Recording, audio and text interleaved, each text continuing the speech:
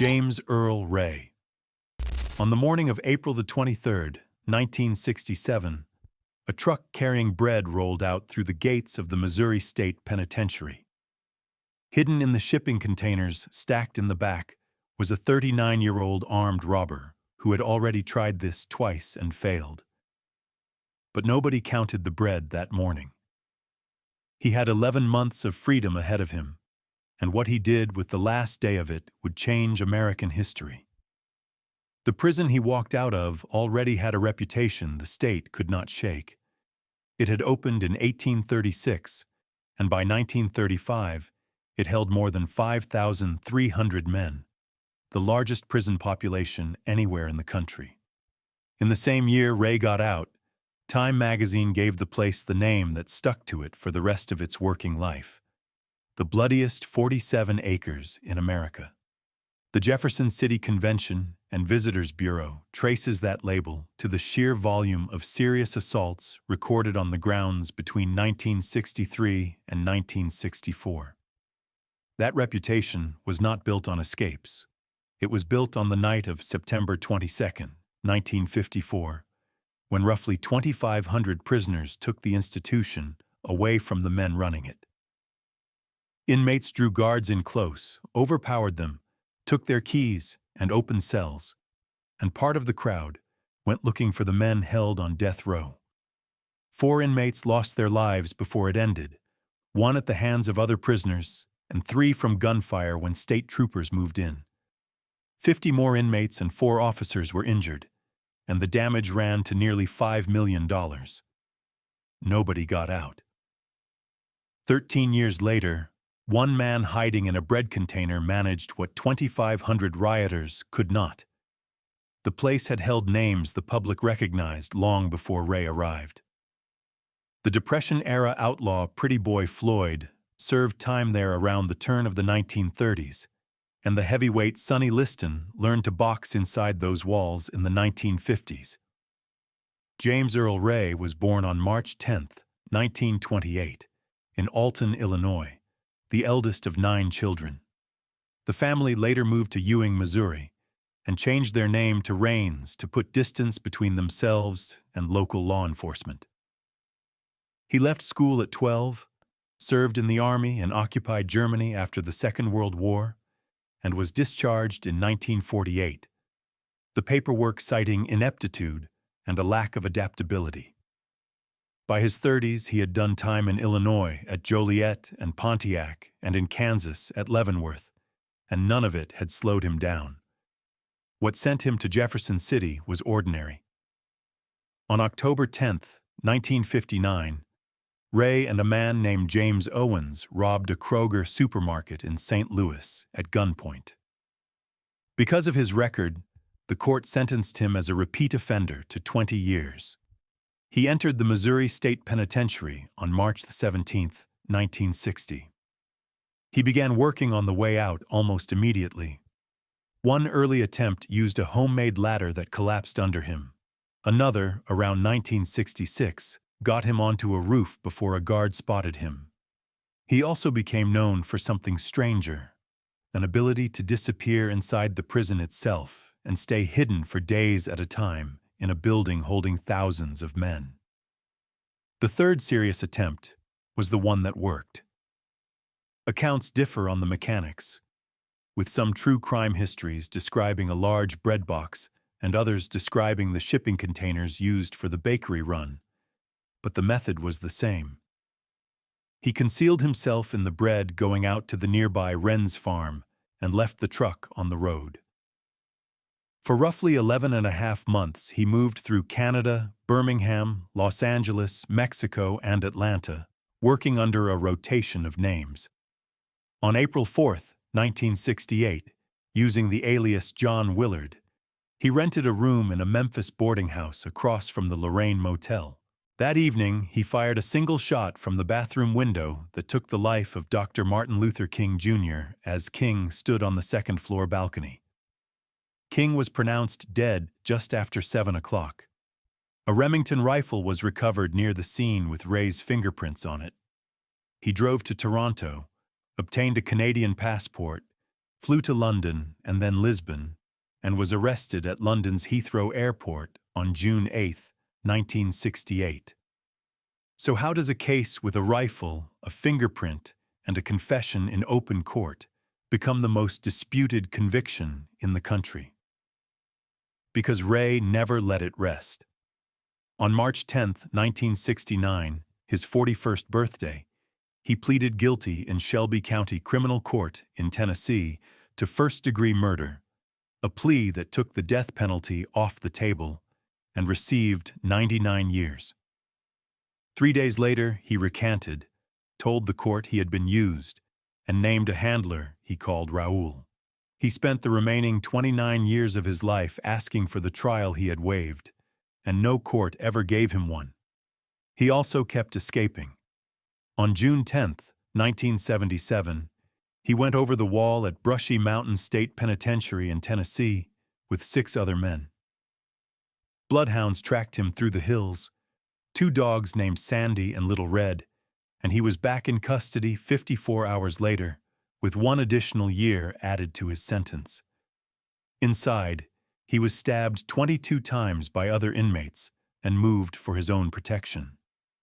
His campaign for a new trial eventually drew support from unlikely places, including Dr. King's son Dexter Scott King and the Reverend Jesse Jackson, both of whom publicly backed his request to have the evidence heard. He died on April 23, 1998, at the age of 70, in a Nashville hospital, of complications from chronic hepatitis C and failure of the liver and kidneys. It was 31 years to the day since he had ridden out of Jefferson City in the back of that truck. He was still serving the 99 years. As of today, the conviction stands.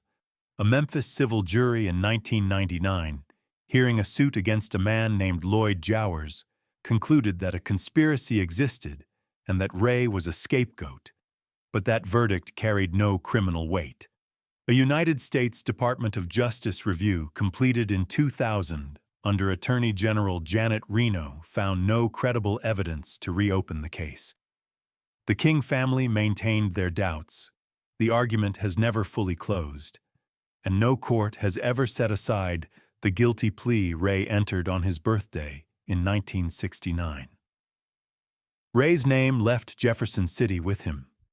The man who arrived at those same gates 20 years later would never leave them, and he had already agreed to that before he walked in. Robert Berdella. On the afternoon of March 29, 1988, a young man jumped from a second-story window in the Hyde Park neighborhood of Kansas City and ran down the street wearing almost nothing. He had burned through the restraints on his wrists to get out of the house.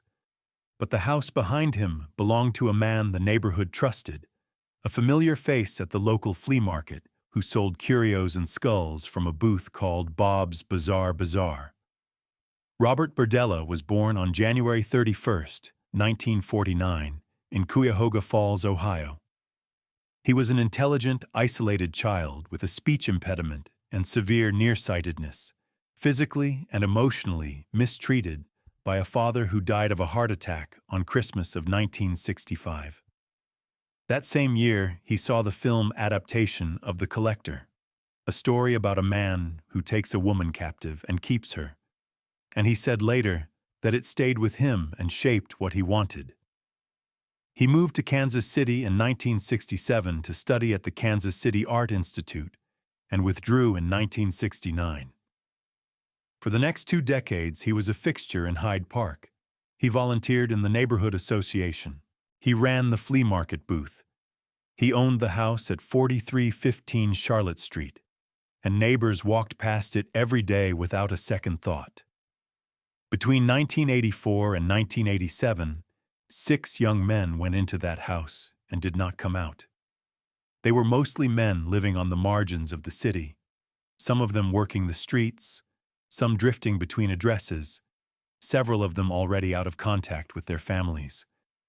Their names were Jerry Howell, Robert Sheldon, Mark Wallace, Walter James Ferris, Todd Stoops, and Larry Wayne Pearson. Some were held for days, One was held for close to 6 weeks. The dates run across 3 years. Jerry Howell disappeared on July 5, 1984. Robert Sheldon in April of 1985. Mark Wallace that June, and Walter James Ferris in September. Todd Stoops in June of 1986. Larry Wayne Pearson in August of 1987.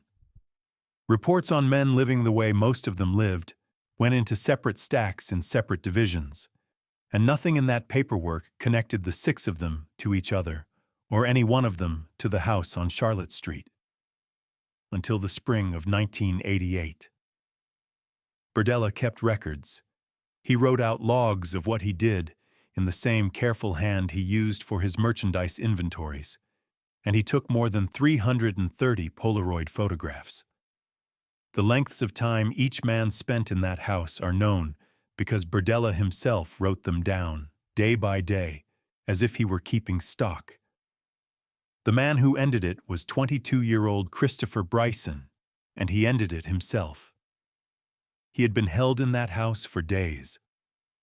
On the afternoon of March 29th, he worked at the restraints on his wrists until they gave way, got to a second-story window, and went out of it into the street, wearing a dog collar and almost nothing else. Somebody stopped for him. Once Bryson told officers where he had been and what had been done to him, the department had what it needed for a warrant. On April 2, 1988, officers searched the Charlotte Street house. They recovered 2 human skulls, envelopes containing teeth, the written logs, and the photographs. Human remains were later recovered from the property. The search took days. Officers worked through the house room by room, and what they carried out of it filled evidence lockers. By the time the inventory was finished, Jackson County prosecutors had a case that did not depend on anything Berdella chose to tell them. How does a man hold another human being inside an ordinary house on an ordinary residential street for weeks at a time, in a neighborhood where everybody knew his name? The evidence against him was overwhelming, and Berdella knew it. In August of 1988, he pleaded guilty to first-degree murder in the death of Larry Wayne Pearson and received life without the possibility of parole. In December of that year, he entered a second set of pleas. 1 more count of first-degree murder and 4 counts of second-degree murder, closing all 6 deaths. The pleas were a trade. Jackson County prosecutors got certainty, and the families got answers about what had happened. And in exchange, Berdella got the one thing he wanted, which was to stay alive. On paper, the December counts changed less than they look like they changed. The Pearson conviction already carried life without the possibility of parole, and 5 more counts cannot extend a sentence that has no end to extend. What the second round of pleas produced was the record itself, a formal accounting of 6 deaths that a trial might well have narrowed to 1 or 2, because proving each case separately against a defendant who had disposed of most of the physical evidence was a very different problem from proving the one the state could document completely. Not everyone accepted that trade. Paul Howell, the father of Jerry Howell, told the New York Times that he had wanted the death penalty and that the outcome fell short of what his son was owed. There was no appeal, because there was nothing to appeal. There was no parole hearing, because life without parole in Missouri means exactly what it says. Berdella entered the state prison system, and the case simply stopped moving. He was sent to the Missouri State Penitentiary, and he died there on October 8, 1992, of a heart attack, at the age of 43. He had served 4 years of a sentence that was meant to run until he was an old man. There was no warning, no hearing, and no proceeding of any kind attached to his name after that date. As of today, the Charlotte Street house is gone, demolished years ago. The 6 deaths remain the confirmed count, all of them resolved by plea rather than by trial, which means no jury ever heard the full case, and no court record was ever built from testimony. What is publicly known comes largely from the investigation file, from Bryson's account, and from the retrospectives that followed, including a 2024 book by retired Kansas City detective Gary Jenkins. Berdella's own logs remain the most complete account of what happened inside that house, and they are the account of the man who wrote them. Berdella entered the Missouri prison system in the last months of 1988, and prosecutors had wanted a death sentence they could not get. Within weeks of his arrival, the state proved it was willing to carry one out. George Mercer. In the early minutes of January 6, 1989, a small building inside the Missouri State Penitentiary was used for the first time in almost 24 years. It had been built as a gas chamber in 1937. Out of stone, the inmates themselves had cut from the prison quarry. But there was no gas that night. There was a gurney, a line of syringes, and a man who had been on death row for 9 years. And when it was finished, Missouri never used that building for that purpose again. Between 1937 and 1989, 40 inmates were put to death in that chamber. According to Missouri Department of Corrections figures cited by the Springfield Daily Citizen, 23 of them were black men, and one was a woman, Bonnie Hetty, in 1953. 39 of the 40 died by lethal gas. The 40th was George Mercer. The chamber replaced something older and messier. Before 1937, Missouri counties carried out hangings locally, sometimes in public, and the state pulled the whole process behind a prison wall and out of view. Then it stopped using it. The United States Supreme Court emptied every death row in the country in 1972 and allowed capital punishment to resume in 1976, and Missouri, which had not carried out an execution since 1965, went another 13 years without one. Mercer is the case that ended the pause. Mercer was born on August 31, 1944. By his 30s, he was president of 2 motorcycle clubs in the Belton area south of Kansas City, the Missing Links and the Rancid Riders. In the summer of 1978, he was also awaiting trial. Weeks earlier, a teenage girl had accused him of assault, and that charge was still pending. Karen Ann Keaton was 22 years old and worked as a waitress in a tavern in the Kansas City suburbs. She knew a man named Stephen Gardner well enough to accept an invitation from him. On the early morning of August 31, 1978, Gardner brought her to Mercer's house in Belton. It was Mercer's 34th birthday. He would be 44 when the sentence was carried out. She was assaulted and strangled inside that house. Witnesses in the home later testified that Mercer shouted at her to die while he choked her. His young daughter and a babysitter, John Campbell, were present. Keaton's body was not found for 3 to 4 weeks, and when it was recovered, it could only be identified through dental records. Campbell, granted immunity in exchange for his cooperation, is the one who led investigators to it. What made the state's theory land was the pending charge, because Mercer later remarked that he should have taken the life of the woman who had accused him as well. What does a jury do with a man who commits a capital crime while already waiting to answer for another one? In this case, it took 5 days to decide. The trial was held in Greene County Circuit Court in Springfield on a change of venue from Cass County, where the crime had occurred. Mercer was represented by Cenobio Lozano Jr. of Harrisonville. The charge was capital murder under the statute Missouri had put on the books the year before the crime. On November 9, 1979, the jury convicted him and found 2 statutory aggravating circumstances: that he had acted as an agent of Stephen Gardner, and that the crime showed depravity of mind. He went to death row at the Missouri State Penitentiary the same day. The agent finding is worth stating plainly, because it is unusual. Missouri law at the time let a jury treat a killing carried out as the agent of another person as an aggravating circumstance, and the jury applied it here on the strength of Gardner's role in bringing Keaton to the house. Set alongside the depravity finding, it was what moved the case out of life sentence range. The appeals ran for 9 years and touched every level of the system. The Missouri Supreme Court affirmed the conviction in 1981 in a case argued for the state by the Attorney General at the time, John Ashcroft. The United States Supreme Court declined to hear it that same year. State post-conviction relief was denied in 1984. A federal habeas petition was denied in 1986, and that denial was affirmed by the Eighth Circuit in 1988. A second successive habeas petition was filed and denied later the same year.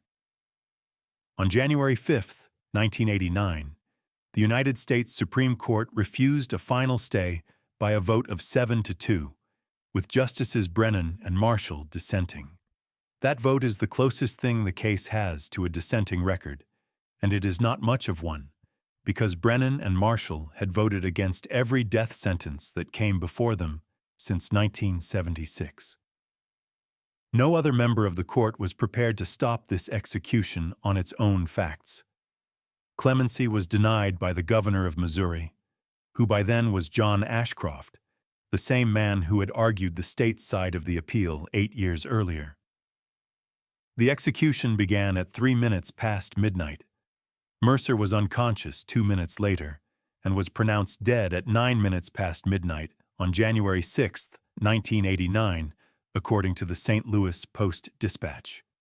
He held a Bible and made a V sign toward his wife Christy, whom he had married while on death row. Warden Bill Armentrout said afterward that Mercer had thanked him, shaken his hand, and asked him to look out for the men he was leaving behind. 3 drugs were used: an anesthetic, a paralytic, and potassium chloride, in the sequence that became standard practice in the state. Reporters served as official witnesses, which is why the timing of the procedure is known minute by minute. It was Missouri's first execution in almost 24 years, its first by lethal injection, and the first execution carried out anywhere in the United States that year. As of today, George Mercer remains the last person put to death inside the Missouri State Penitentiary. In April of 1989, 3 months after his execution, the state closed death row in Jefferson City and moved roughly 70 condemned men to the new Potosi Correctional Center at Mineral Point. Every Missouri execution since has been carried out there. The old chamber still stands on the grounds, and visitors walk through it on guided tours of a prison that closed in 2004. Mercer's case took 9 years to move from a courtroom to a conclusion. The next one started inside the prison itself, in a case where no charge was ever filed at all. Charles Ray Hatcher. On the 2nd of July, 1961, a man was found dead on the kitchen loading dock of the Missouri State Penitentiary. Every member of the kitchen crew was accounted for except one, but investigators could not prove what they believed.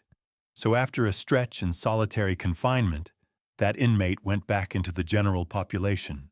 2 years later, the state released him outright, and he spent the next 20 years proving them right. Charles Ray Hatcher was born on July 16, 1929, in Mound City, Missouri, the youngest of 4 children of an alcoholic ex-convict father. In the spring of 1935, while the boys were flying a kite strung with copper wire, his oldest brother Arthur Allen made contact with a high-voltage line and died in front of him. Investigators and psychiatrists returned to that afternoon for the rest of his life. He collected aliases the way other men collect debts, and one of the ones he used was Crazy Charlie. His record starts with auto theft in the late 1940s, and from there, he moved between prisons and mental hospitals for more than 30 years.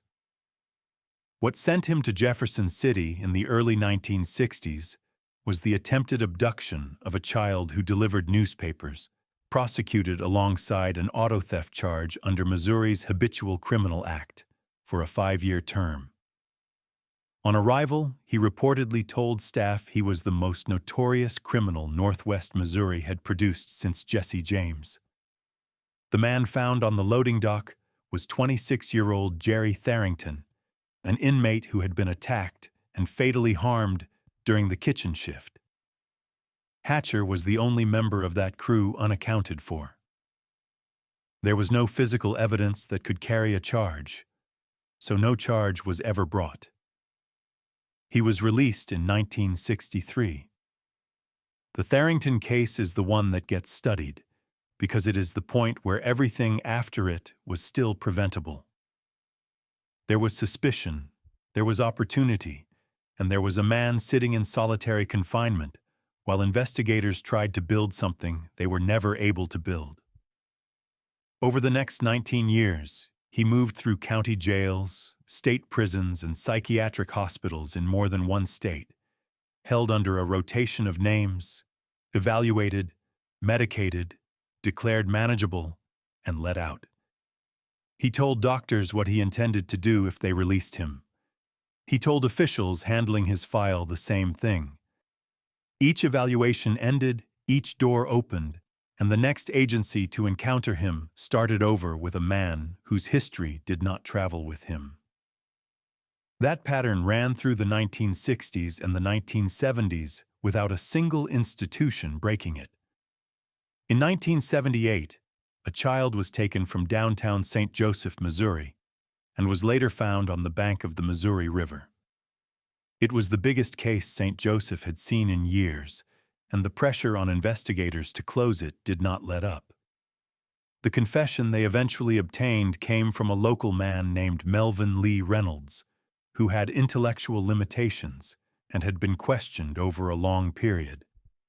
There was no physical evidence tying him to it. He was convicted anyway, sentenced, and sent to prison for something he had not done, and he served 4 years before anyone with authority looked at it again. On July 30th, 1982, Hatcher was arrested while trying to check himself into the St. Joseph State Hospital.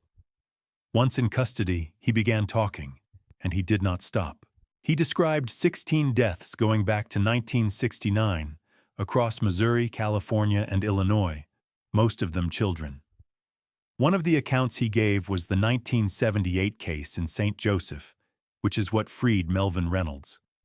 Another was a second St. Joseph child, taken earlier that same month of July 1982. The number 16 is his own, and the distinction matters more here than in most cases. Some of what he described matched open files in 3 states well enough for detectives to act on it. Some of it did not match anything at all. Prosecutors charged what they could prove in a courtroom, and that came to 2. How many times can a man tell the system exactly what he is before the system believes him? The courts moved quickly once he was theirs. On October 13, 1983, in Buchanan County, Hatcher pleaded guilty to first-degree murder in the 1978 case and was sentenced to life without eligibility for parole for 50 years. That plea closed the case that had already produced 1 wrongful conviction, and it closed it without a trial, which meant the evidence behind the original prosecution was never examined in open court either. The second case went to trial the following year, and it produced something almost no courtroom sees. Hatcher asked the jury to sentence him to death. He told them plainly that he should not be allowed to live. On December 3, 1984, the jury declined and recommended life instead. The state had asked for death. The defendant had asked for death, and 12 jurors returned life anyway. 4 days later, on December 7, 1984, Hatcher was found dead in his cell at the Missouri State Penitentiary. He had taken his own life. He was 55 years old, and he had been in state custody in one institution or another for most of the years since he was a teenager. As of today, Charles Ray Hatcher stands convicted of 2 deaths and connected by his own account to 14 more that were never charged, never tried, and never independently proven. Because he died within a week of his final sentencing, no court ever tested those confessions, and the families attached to them have no verdict to point to. Melvin Reynolds walked out of prison after 4 years, and his exoneration is a permanent part of the case record. What is left of the Hatcher file is a paper trail of releases, evaluations, and warnings, most of it written by people who had him in front of them and let him leave anyway. Missouri's parole practices and its psychiatric review process were both examined in the years after his death, and the case is still raised as the standard example of what happens when an inmate's warning about himself is treated as manipulation rather than information. Hatcher asked a jury to sentence him to death and was refused. The man in the following case had a plea offer sitting on the table that would have kept him off death row entirely, and he turned it down. If you're liking this video and you're not subscribed yet, now's the time. We drop new cases every day. Subscribe so you don't miss the next one. Winford Stokes. In September of 1979, a man sitting in a St. Louis County jail was offered a deal that would have taken the death penalty off the table entirely. He turned it down. His reasoning was that a second murder conviction on his record would damage his chances with a parole board someday. But the trial he chose instead put him on death row, and he never saw a parole board at all. Winford Laverne Stokes, Jr. was born on March 21, 1951, in St. Louis, and dropped out of school in junior high. Between 1969 and 1978, he was tied to 3 deaths, one of them as an accomplice, and he later admitted assaulting 6 women. He also escaped custody 3 separate times, which is part of why prosecutors treated him as a different category of defendant from the start. The escapes are worth pausing on. 3 times over the course of a decade he got out of custody, once from the institution where he had been committed so after a jury found him not responsible, and each time he came back into the system with the same file following behind him. The first case was in 1969. Stokes took part in the robbery of a tavern where the owner, Ignatius de Manuele, was fatally shot. Stokes was armed but reportedly did not fire the shot himself. He was found not guilty by reason of insanity, committed to a state institution, and then escaped from it. That verdict is the reason the tavern owner's death never became a conviction on his sheet, and it is also the reason he spent those years in a building he could walk out of, rather than one he could not. The second was in 1977. Marie Montgomery was a 77-year-old widow who lost her life during a robbery, and that case would sit unresolved on his file for 2 more years while he was investigated for something else. Pamela R. Benda was 33 years old, divorced, and raising 3 children. She worked as a waitress at faculty conferences for Washington University in St. Louis. On the night of February 19, 1978, she met Stokes at a lounge in St. Louis County called the Someplace Else, and the 2 of them left together for her apartment. They talked at the bar, they walked out at closing, and nothing about it looked like anything else to the people still inside. She was strangled and stabbed inside her own home, and her car and a pendant watch were taken. The investigation did not require much interpretation. Stokes had left fingerprints in the apartment, and about a month later he was arrested in Indiana, driving Benda's car. Between the prints inside the apartment and the property found in his possession, the physical case was closed long before a jury sat. On September 10, 1979, he pleaded guilty to second-degree murder in the Montgomery case and accepted 50 years. Prosecutors then put an offer in front of him on the Benda case that would have run alongside it. The arithmetic was not complicated. He had accepted 50 years already, and the state was prepared to let the second case run at the same time, which meant no additional years in a cell and no death penalty at the end of it. Why would a man facing a capital charge look at a deal that spares his life and decide a jury is the better risk? Because Stokes was thinking about a release date. In his calculation, an additional murder conviction stacked onto his sheet would sink any future parole application. So he refused the offer and went to trial in the Circuit Court of St. Louis County. In October of 1979, the jury convicted him of capital murder and returned a death sentence. He was formally placed on death row on January 17, 1980. From there, the case moved the way capital cases in Missouri moved through the 1980s, slowly and through every available door. The Missouri Supreme Court affirmed his conviction in 1982. His federal habeas litigation ran for years and ended with the Eighth Circuit denying relief in 1988. His lawyers raised the claims capital defendants raised in that decade, the way the jury had been selected, the sufficiency of the aggravating circumstances, and the performance of his trial counsel, and none of it moved a court an inch. His final petition reached the United States Supreme Court, which rejected it. The case appears in the reports under the name of the Missouri Corrections Official of the day, which is how capital appeals are captioned. A lower court stay was vacated roughly 2 hours before the execution was scheduled to begin. When that stay came off, there was no legal question left outstanding anywhere in the system.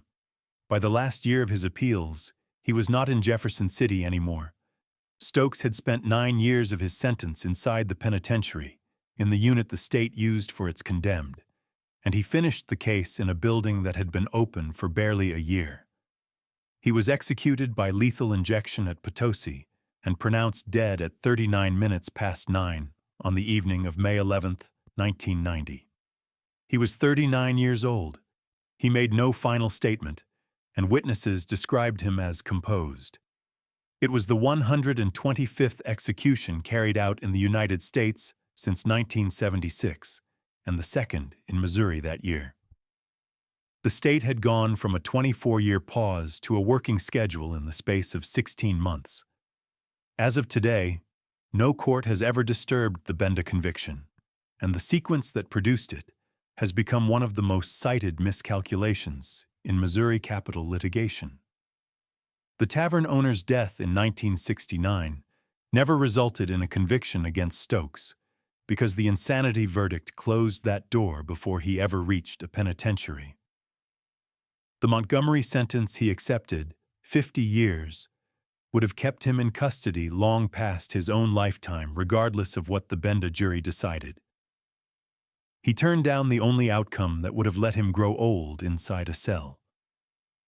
The record of his case is unusually complete for its era, with a full trial transcript, a direct appeal, and more than a decade of federal review behind it. And all of that exists only because he refused the deal. Stokes went to trial believing he could out-argue the charge in front of him. The man in the next case spent 15 years arguing that the charge itself was wrong.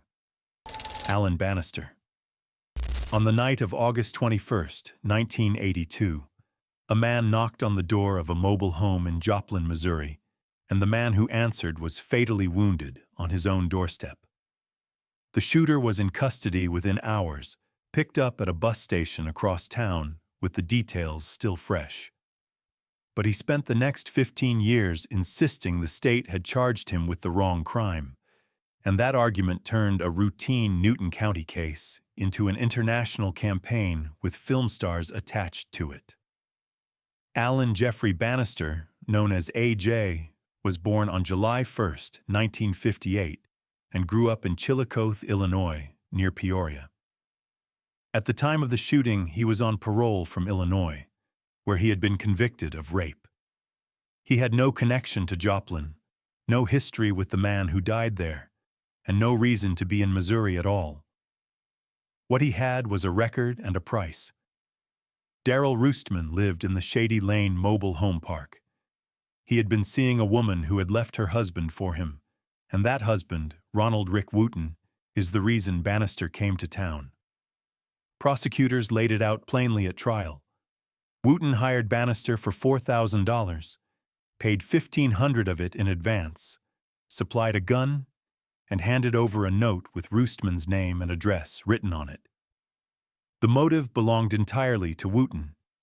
His wife had left him for Roostman, and instead of confronting either of them, he found a man in another state willing to settle it for a fee.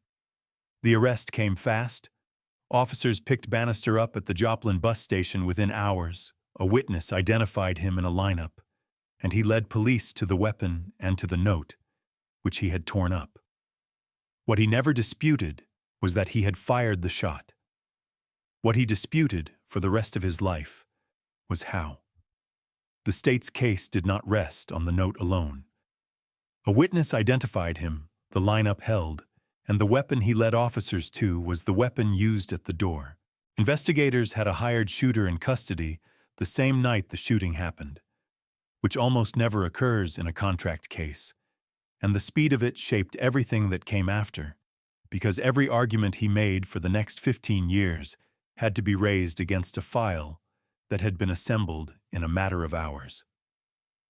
Bannister's account was that the .22 caliber pistol discharged during a struggle at the door, which would have made the offense second-degree murder and taken it out of death penalty range. His supporters argued that this version never got a fair hearing because his court-appointed attorney spent roughly 1 hour with him before trial, and he never took the stand in his own defense. How much can a single hour of preparation matter when the sentence at the end of the case is death? The jury never heard the defense that his later lawyers would spend a decade building. The claim was never innocence. It was that the trial had effectively been decided before it started, by an attorney who spent about an hour with his client and never developed the account of a struggle at the door that would have taken the case out of capital range. The trial was moved to the Circuit Court of McDonald County on a change of venue from Newton County, and on February 3, 1983, the jury convicted him of capital murder and recommended death. He was formally sentenced on March 10, 1983. The Missouri Supreme Court affirmed the conviction in 1984, and the United States Supreme Court declined to hear the case the following year. What followed was one of the longest appellate runs in the state's modern death penalty history.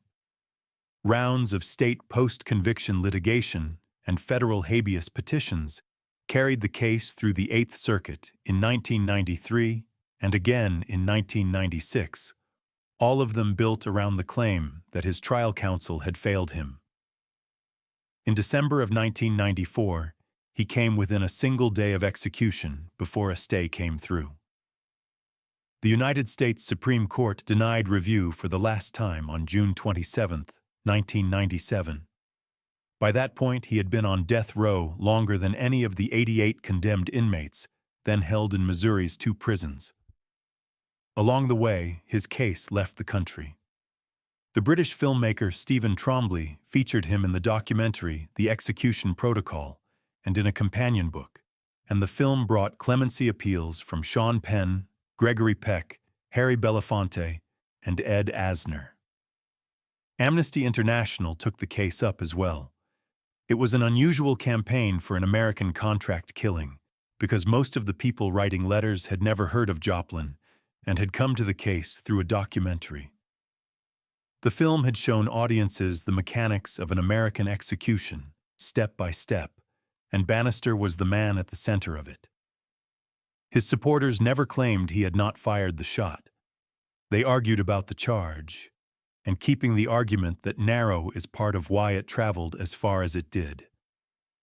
It also brought him a wife. An English woman named Lindsay saw the documentary, began writing to him, married him in 1993, and moved to Missouri to be near the prison. Governor Mel Carnahan denied clemency, stating that he firmly believed Bannister was guilty of first-degree murder. Bannister was executed by lethal injection at Potosi Correctional Center and pronounced dead at 5 minutes past midnight on October 22, 1997, at the age of 39. In his final statement, he said the state of Missouri was carrying out an act more premeditated and more deliberate than his own crime. He was the 6th person executed in Missouri that year. He had been under sentence of death for 14 years and 7 months, longer than any other condemned inmate in the state. As of today, no court has ever accepted the accidental discharge account, and the capital conviction stands exactly as the McDonald County jury returned it. The International Bannister Foundation, formed around his case, continued campaigning against the death penalty after his death. His case is still raised in Missouri when the argument turns to how much a defendant's outcome depends on the lawyer assigned to him at the start. Bannister was paid to remove a man over a private grievance. The next case turned on a different motive entirely, because the 2 men who lost their lives were the 2 men who could have testified. Doyle Williams. In April of 1980, 2 men broke into a doctor's office in the small town of Oxvass, Missouri, and took almost nothing except blank prescription pads. It should have ended as a forgery case with a short sentence attached. Instead, within 6 months, 2 men were dead, and both of them were people whose testimony could have put Doyle Williams in prison. Williams committed the burglary with a man named John Morgan. The pads were the whole point, and they worked until Williams was caught passing a forged prescription in Columbia. That arrest turned a quiet burglary into a case with witnesses, and the first witness was the man whose office had been broken into. Williams was no stranger to a courtroom by then, and the burglary itself was small. A conviction on it would have been measured in years, not decades. Everything that followed was an attempt to avoid those years. Dr. A. H. Doman practiced in Ovass, a town of a few hundred people in Callaway County, the kind of place where the doctor knows every family by name. He had practiced in Callaway County for years, and his patients came from the farms around Ovass as much as from the town itself. He was last seen alive on October 6, 1980. His body was recovered 5 days later from a clay pit north of town, with 3 .45 caliber bullets in him.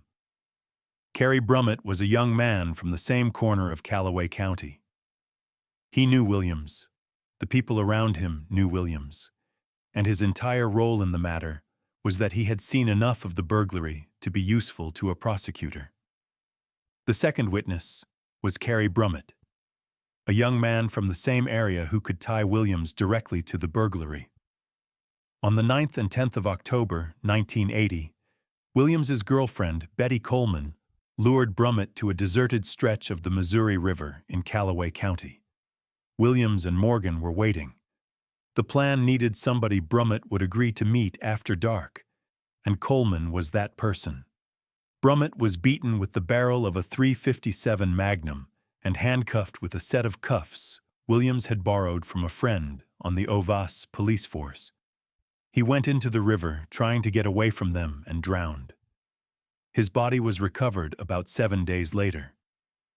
The handcuffs are what makes the case sit oddly in the record, because they were borrowed from law enforcement by a man already under investigation and handed back afterward as if nothing had happened. They came from a working officer in a town where everyone knew everyone.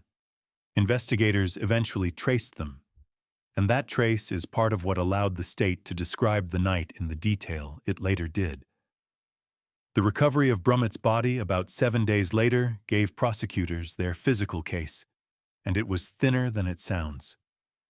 He had drowned, which meant no weapon to match and no wound to trace to a particular hand. The prosecution was built on Morgan's testimony and on the corroboration around it, the cuffs, the vehicle movements, and the accounts of where the 3 of them had been that night. How does a prosecutor build a case when the 2 men who could have testified are the reason there is a case to build? By turning the 3rd participant. John Morgan testified under a grant of immunity and his account carried both prosecutions. He had been there for the burglary. He had been on the riverbank, and the state traded whatever exposure he had for the testimony it could not get any other way. Williams was tried twice. In the Doman case, he was convicted and sentenced to life. Both cases were moved out of Callaway County because the towns involved were too small to seat a jury that had not already formed a view. In the Brummett case, tried before a jury in Clay County on a change of venue, he was convicted of capital murder on September 17, 1981, and sentenced to death. Betty Coleman was convicted the same year and received a life sentence. The two prosecutions ran separately because the crimes were separate and the outcomes did not match. The Doman case produced a life sentence. The Brummett case produced a death sentence, and the distance between those two verdicts came down to what the state could prove about intent and about the aggravating circumstances a Missouri jury had to find before it was permitted to return death. The appeals lasted longer than the crimes had taken to investigate. The Missouri Supreme Court affirmed the conviction in 1983. Federal habeas litigation carried the case to the Eighth Circuit in 1989 and again in 1990. And at one point, a panel discussed directing a writ that would have vacated the death sentence. Though the sentence ultimately stood, the habeas litigation stretched across 3 presidencies. Then Attorney General Jay Nixon said Williams had manipulated the legal system to postpone his penalty for years, and that was the state's position throughout, that the delay was the strategy. The final ruling came the night before the execution, when the United States Supreme Court vacated a stay by a vote of 5-4 and cleared the way. Williams was executed by lethal injection at Potosi Correctional Center and pronounced dead at 36 minutes past midnight on April 10, 1996. He was 49 years old and had spent more than 14 years on death row, long enough that the state had begun pointing to the length of the delay itself as the reason the sentence had to be carried out. As of today, the only participant whose sentence was ever reduced is Betty Coleman. Governor Bob Holden commuted her sentence in 2004, and she was released from prison in October of 2007, after serving roughly 26 years. John Morgan's immunity agreement held, which means the man who beat Brummett alongside Williams was never tried for it. The 2 men whose testimony Williams removed have their names in the case file only as victims, and the forgery charge that started the whole sequence was never prosecuted at all. What the record does not contain is any account from Williams himself. He never gave one in court, and both trials proceeded on the word of the people who had helped him do it. Williams took 2 lives to close a case file against himself. The last man in this list did the opposite, because once he was caught, he began describing deaths that no one had connected to him. Anthony Lorette. In August of 1980, a drifter arrested in St. Charles, Missouri, on the strength of a police sketch, started talking to investigators about killings in 11 states.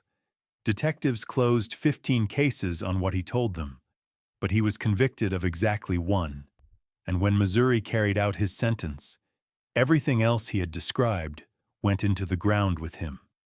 Anthony Joe Lorette Jr. was born on October 1, 1951, in Topeka, Kansas.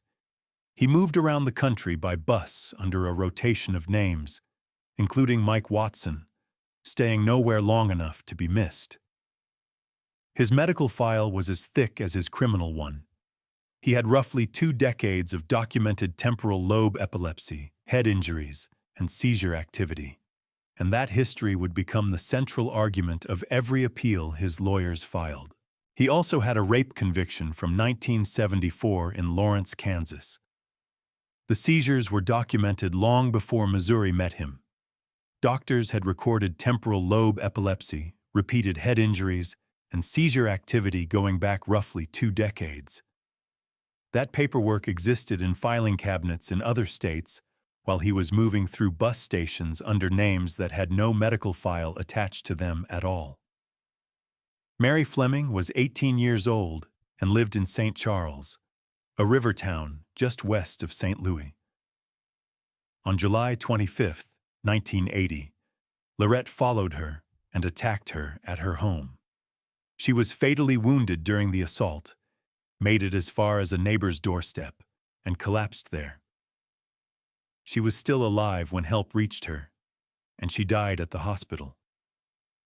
The neighbor's account, along with descriptions from people who had seen a man in the area that morning, gave police enough for a sketch. The sketch is what produced him 13 days later. The identification came out of ordinary police work, a drawing handed to departments and to the public, and a man who had spent a decade making sure nobody had a reason to look twice at him. Witnesses gave police enough for a sketch, and the sketch did the work. On August 7, 1980, officers located Lorette, and he attempted to take his own life before they could take him into custody. He survived, and once he was able to talk, he did not stop. Over the following months, he described as many as 31 deaths across 11 states, going back to the late 1960s. What he gave investigators was not a single confession, but a series of them, delivered in pieces to detectives who traveled to Missouri from several states to sit with him. They arrived with open files and left with notes that had to be checked against evidence which was, in some of those cases, already a decade old. Some of it matched files that were already open. Investigators were able to close 15 cases on the information he gave, including the death of Jeanette Wade in Marathon, Florida, in August of 1976. The rest could not be matched to anything. What is a confession worth when no jury will ever hear it tested? In Missouri, it was worth nothing to the prosecution, because they did not need it. The Fleming case was tried in Warren County Circuit Court on a change of venue, and the guilt phase concluded on August 11, 1981, with convictions for capital murder and rape. In the penalty phase, the jury found the aggravating circumstance that the crime showed depravity of mind and involved torture, and returned a death sentence. He arrived on death row in October of 1981. That aggravating finding is the one his lawyers spent the next 14 years attacking, because it was the single element standing between a life sentence and a death sentence in his case. Everything after that was an argument about his brain. The Missouri Supreme Court affirmed the conviction in 1983, and the United States Supreme Court declined the case the same year. State post-conviction relief was denied in 1985. His federal habeas litigation ran for another decade and centered on a single claim, that his inexperienced appointed counsel had never investigated or presented the epilepsy and mental illness evidence sitting in his medical records. A January 1989 report by Dr. A.E. Daniel concluded that his capacity had been diminished. The claim was not abstract. The medical file that report relied on had existed the entire time, and nobody had put it in front of the 12 people who decided he should die. The federal courts did not really dispute that the investigation his trial lawyer conducted had been thin.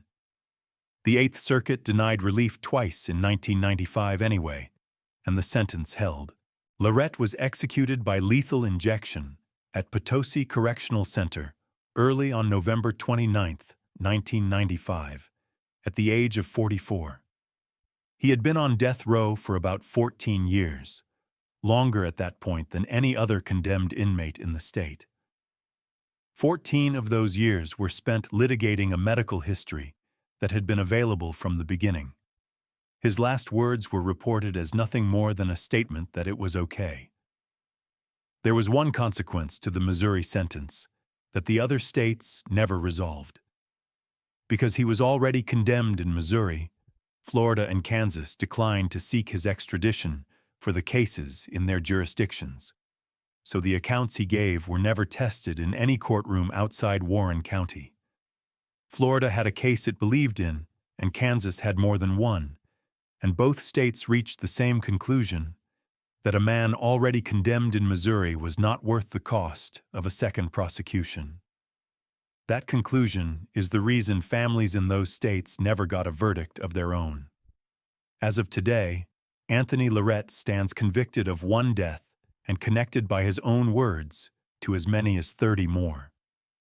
The 15 cases closed on his information were closed administratively, not by verdict, and cold case researchers and volunteer investigators are still working through unsolved deaths across those 11 states, looking for matches to what he said. 15 closed files and one conviction is the arithmetic that keeps the case alive, because a closed file is an administrative decision made by a detective, and another detective can open it again. Mary Fleming's case is the only one with a court record behind it. The Missouri State Penitentiary closed on September 15, 2004, after 168 years, and today the 47 acres are walked by tour groups instead of guards. The men in this list are gone. Most of their files are not. Thanks for watching. Click here for the next video.